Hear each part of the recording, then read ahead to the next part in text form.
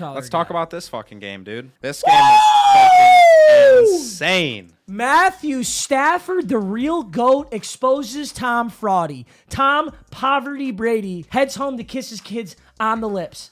Just kidding. You know what's funny, though, actually? As soon as Tom Brady went to Tampa, I became a huge fan. I fucking love Tom Brady now. I hated him on New England. Just because it was New England? Bro. They just threw me. I don't know. Something about New England just kind of pissed me off. I think it's how a lot of people feel about the Cowboys. Well, it's just like how you hate Mac Jones for no reason. Mac Jones is going to get traded like Miami. He's going to become like Mac Shiesty, like Joe Burrow. And I'm going to be like a bandwagoner for sure. I have realized I'm such a fucking bandwagon. I have no loyalty at all. Either way, Rams, Buccaneers, 30-27. This is literally the greatest weekend of football we've ever had. Seriously. I've never seen such an amazing weekend of football. Yeah. This game was so sick too because I was on a plane headed back to Phoenix when this game was on. Mm-hmm. And so it was, number one, it's 2 minutes behind Twitter, so I couldn't go on Twitter because it's on a plane. It's not like it's like super spot on. No latency, right? But my whole plane, the whole fucking plane was watching this game. Yeah. Everybody, like, holy shit. When Matthew Stafford threw that final pass to Cooper Kupp to get down the field and they're running up to spike it, my whole plane's like, whoa! Everybody's freaking the fuck out. And you can hear like the 5 guys who all bet Buccaneers money line. We're like, fuck! Literally everybody, dude. You got like little 7-year-olds sitting in their seats who like actually put down their Nintendo Switches to watch this game. I am not kidding. The whole plane was watching it. It was so cool. I was like 2 airplane shooters deep, just crying my heart out for Matthew Stafford. Put up some questionable tweets at that moment. Either way, I mean, like, again, this is what I say about the Gabriel Davis thing.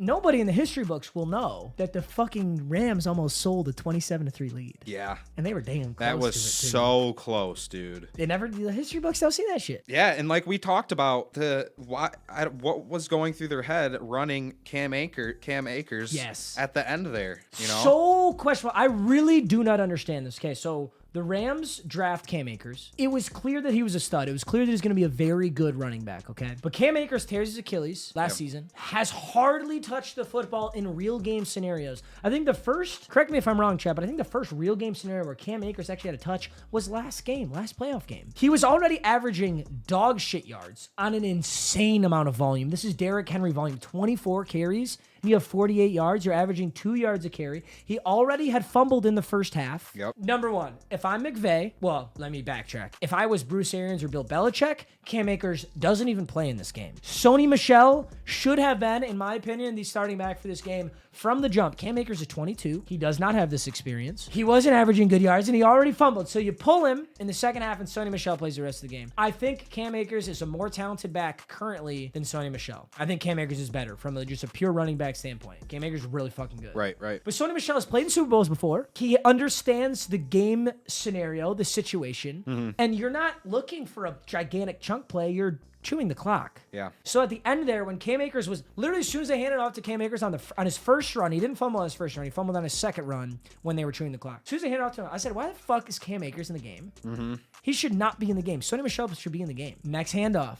Cam Akers trying to make some big play out of nothing because he's a young, inexperienced running back. That's okay. I understand. Fumbles the ball. Dude, that was such a big turning point. As soon as that happened, too, you're like, fuck, I know the Buccaneers are going to score. I thought, yeah, for sure. I was like, dude, Tom Brady's going to win this shit. I thought it was over right there. I thought it was over. It was really the weekend of defenses selling with no time on the clock. Because what was the Buccaneers defense there at the end? How do you let the Triple Crown, what some people would say, what most people should be saying, the best wide receiver in football right now, Cooper Kupp, how does he end up in single coverage, running a streak down the middle of the field on the final play of the game? You got to be so fucking furious if you're the Bucs. I just don't understand what their game plan was. No. And I don't think they had timeouts, so they were incapable of, I guess, resetting their defense or making any adjustments. But you're telling me you don't have a high safety? Yeah, you should just to be prevent playing. That? Yeah, You should be in cover 3, cover 4. Yeah, that was They were such a man. sell. Such a sell. I just couldn't believe it. Stafford was on one too. He had a fucking game, dude. Yeah. He was slinging. That last throw was such a beauty. He was slinging. You know how fucking excited he was?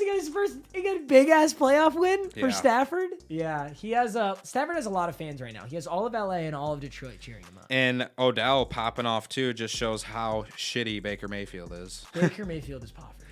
Like, As fuck. Wow. Odell had a really good game. yeah. You know what's funny though? He took his whole salary in Bitcoin. Did you know that? So he took his whole salary in Bitcoin. What the fuck, really? I don't know, because he's Odell. He Yeah. wants to do some weird shit, right?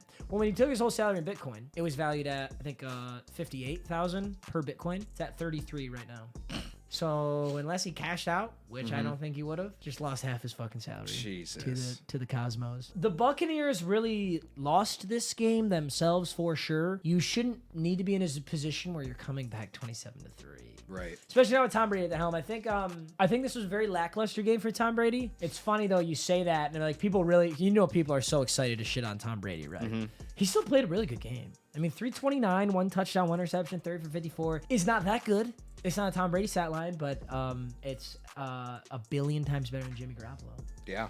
Jimmy Poverty Garoppolo. Mike Evans, great game. Gronk, great game. Run game, very solid. Playoff Lenny, baby. 2 touchdowns. He played a really good game. Not too I was happy shabby. to see him back. Yeah, this game was really like it never should have been a game with how much of a lead the Rams had. It's almost like they were trying to lose.